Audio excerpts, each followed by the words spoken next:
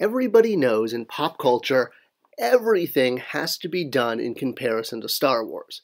It has to be used as the foundation, and if you can't explain a story in terms of how it relates to Star Wars or how Star Wars can add structure, then it really isn't worth talking about.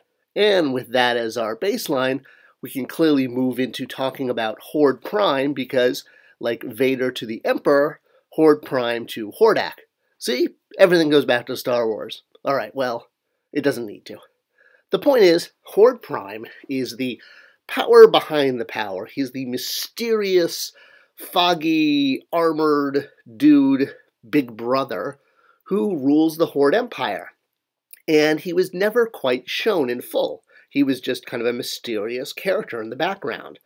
And there has been no shortage of fan art over the years depicting what Horde Prime could potentially look like, from the mysterious to the armored to the technocrat to barbarian, you name it. He has inspired so many fans to use their imagination, and well, it was time for Masters of the Universe Classics to do just that.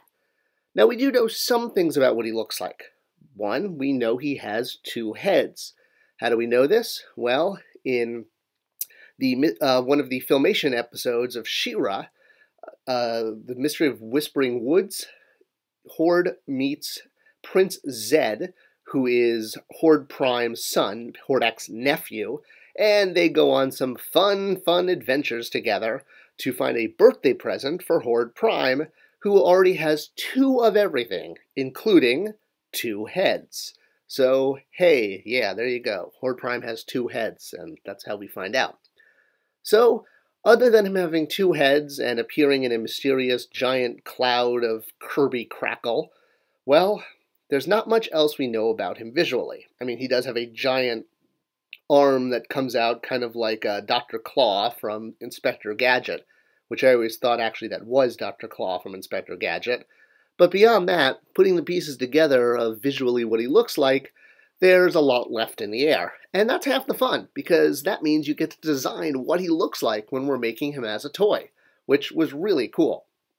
Now, I should also mention, he did have an appearance in the UK comic books.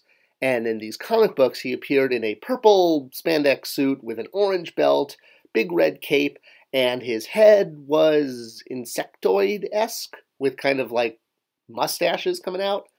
Well, throwing all of this into the Four Horsemen soup and letting them mix it around, we were really excited to see what they were going to come up with, because we honestly gave them very little direction. And I could not have been more excited when I got to see the sculpt, because it was just as much a mystery until I clicked on the file in my email and this popped up. And I was like, whoa, they knocked it out of the park. That is amazing.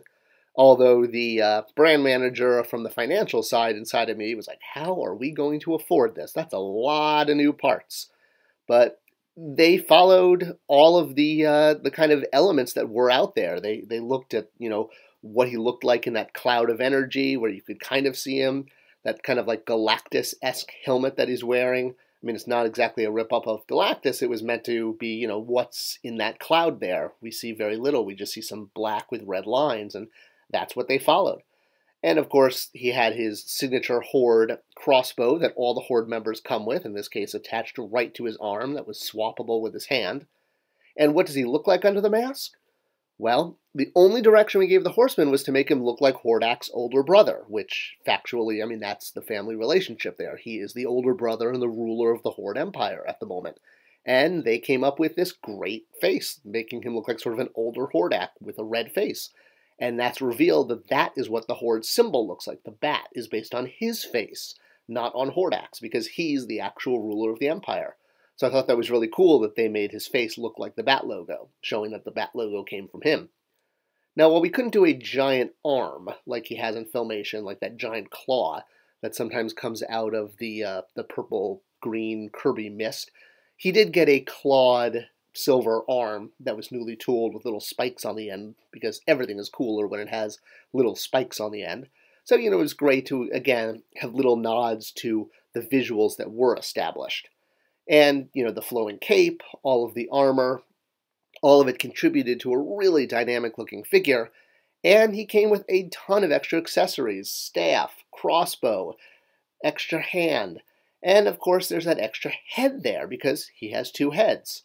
Well, the extra head, of course, was the UK Filmation head that he had in the comics that I said, where he kind of had the bug look with the antennae and I guess mustache and beady little green eyes. And, I mean, it looks a little silly, but hey, it was the 80s.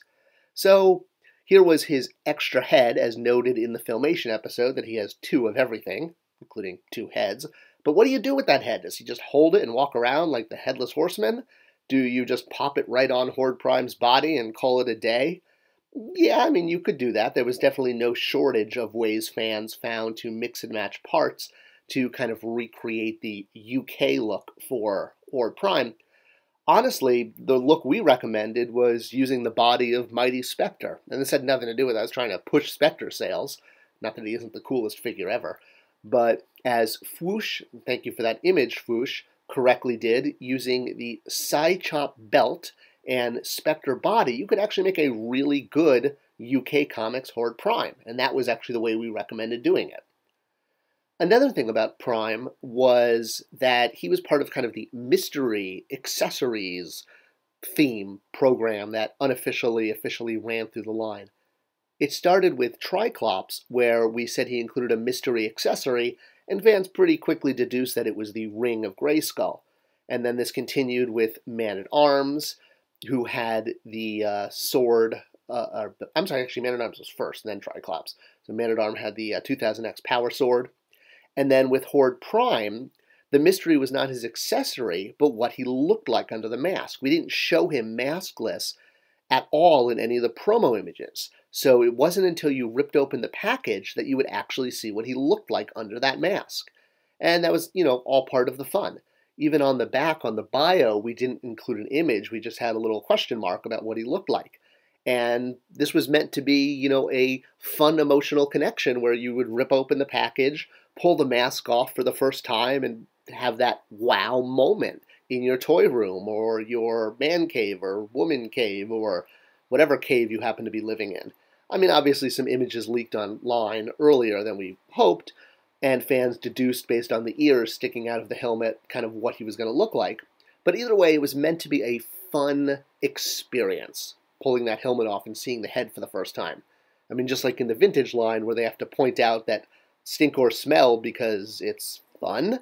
Yeah, see, toys are supposed to be fun. But odd that they had to call that out on package. This toy is fun. Well, yeah, all toys are.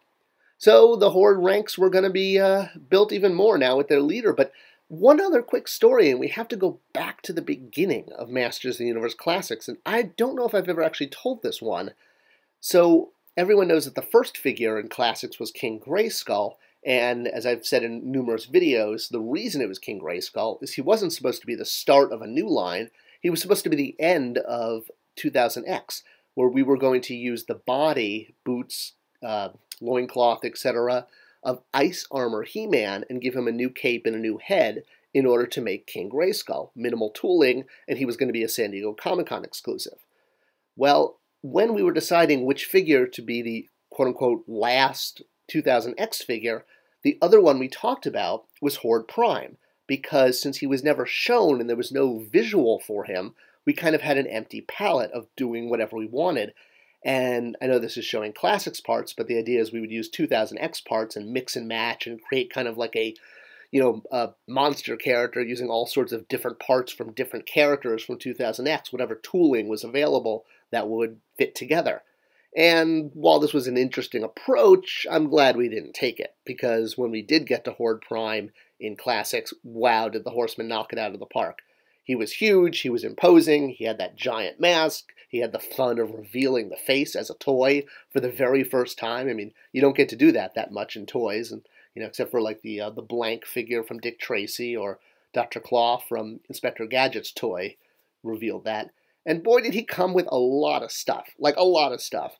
I don't know how we afforded him, between the giant head and the giant cloak and the giant loincloth and the helmet and the bowcaster or the bowcaster. See, everything comes back to Star Wars.